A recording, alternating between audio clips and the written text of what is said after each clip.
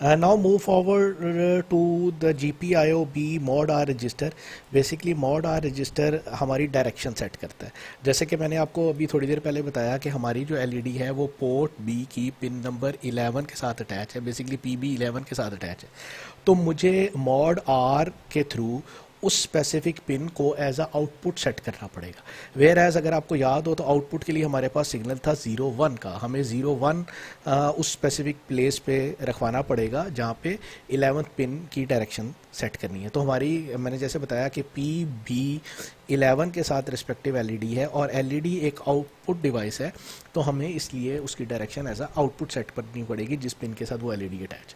तो उसके लिए ये mod R रजिस्टर में हमने स्पेसिफिक वैल्यू बनाएगी. अगर मैं अभी स्पेसिफिक वैल्यू को आगे फर्दर एक्सप्लेन करूं तो बेसिकली इस 0x का मतलब है कि आपने हेक्साडेसिमल में वैल्यू रिप्रेजेंट की है. द पॉइंट इज़ कि आपने अब आपको पता है कि mod R रजिस्टर जो है वो 32 बिट का रजिस्टर है, तो आपको यहाँ पे 32 वैल्यूज़ लिखना काफ़ी लेंथी काम था. तो उसके लिए मैंने इसको कट शॉर्ट कर लिया कि मैंने इसको हेक्साडेसिमल में कन्वर्ट कर दिया.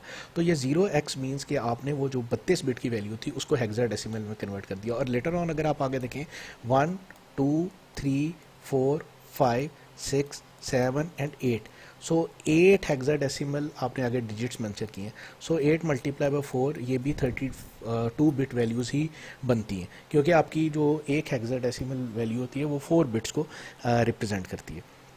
सो इसके अकॉर्डिंगली अगर आप देखें तो ये वाली जो पहली डिजिट है हेक्साडेसिमल का, ये हमारी PB0 और PB1 को एक्सप्लेन कर रहा है कि उसकी क्या डायरेक्शन होगी. इसीलिए ये 2 और 3 को, ये 4 और 5 को, ये 6 और 7 को, ये 8 और 9 को, ये वाला जो जहाँ पे 4 लिखा हुआ है ये 10 और 11 को.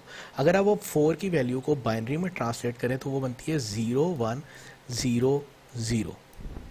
सो बेसिकली जैसे मैंने आपको बताया ये 10 और 11 को एक्सप्लेन कर रही थी, तो ये वाली लोकेशन हमारी PB10 के लिए होगी और ये वाली लोकेशन PB11 के लिए होगी, जिसमें हमने स्पेसिफिकली 0 1 प्लेस किया हुआ है ताकि उसकी direction as a output set हो जाए.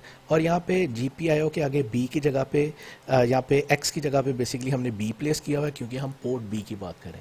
सिमिलरली इफ़ यू वांट कि आप पोर्ट C की किसी पिन की डायरेक्शन सेट करना चाहते हैं, यहाँ पे GPIO C आ जाएगा. अगर आप D की करना चाहते हैं यहाँ पे GPIO D आ जाएगा.